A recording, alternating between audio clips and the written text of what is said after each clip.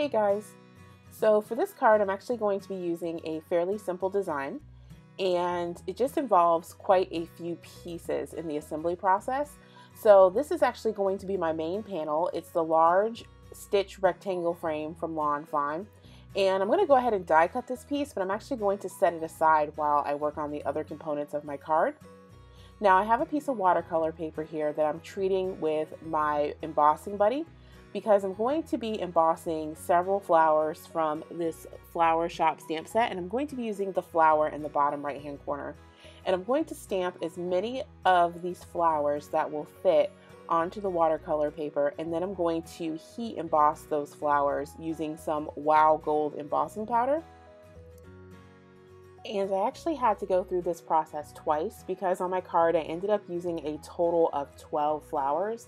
So I'm only going to show embossing one sheet on camera, but I did have to do a second one. So I'm going to heat set this embossing powder using my heat gun, and then I'm going to do a little bit of watercoloring with an ink pad.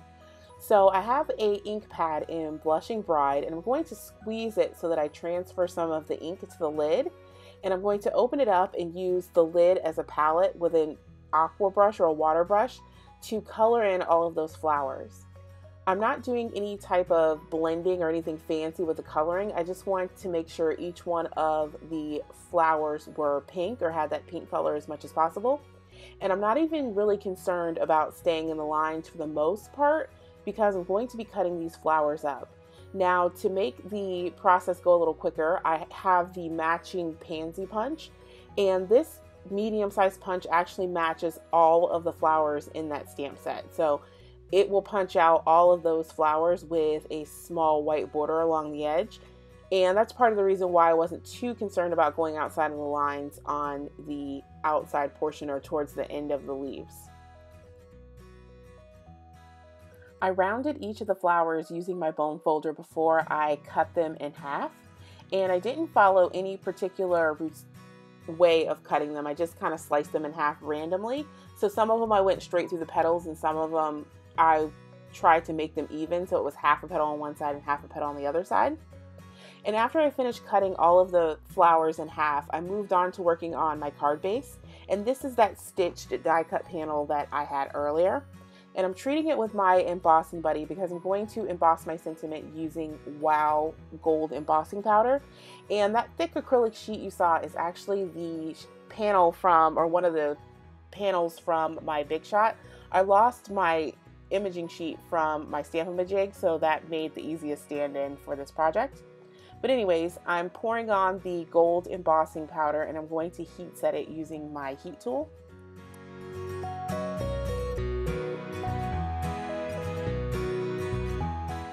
Now that my embossing powder has cooled off, I can start to adhere my flowers down to the panel of my card, or that front stitch panel.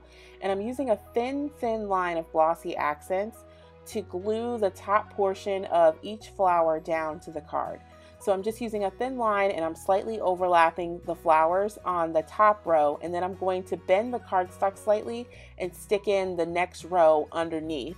So I'm going to repeat that process all the way down until I have the front panel of the card completely filled in with flower petals.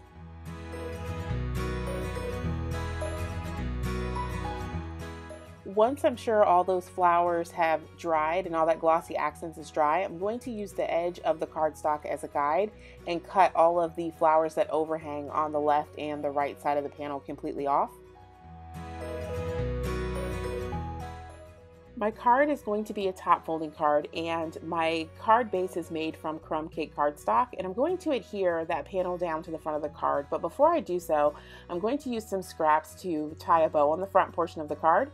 So I have this ribbon that I'm going to tape down over the join between the cut flowers and the rest of the card, and I'm going to secure it on the back portion using Scotch tape to hold down the ribbon in place.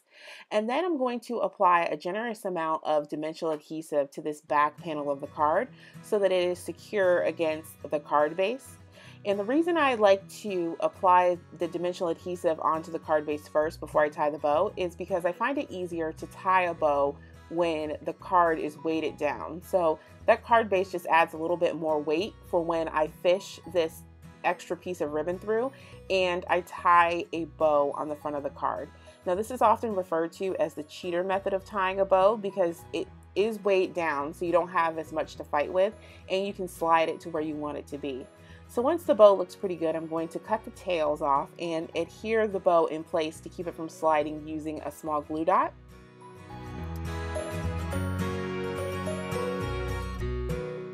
Here's a quick look at the final product. A link to all the supplies used will be in the description box down below. Thanks for watching.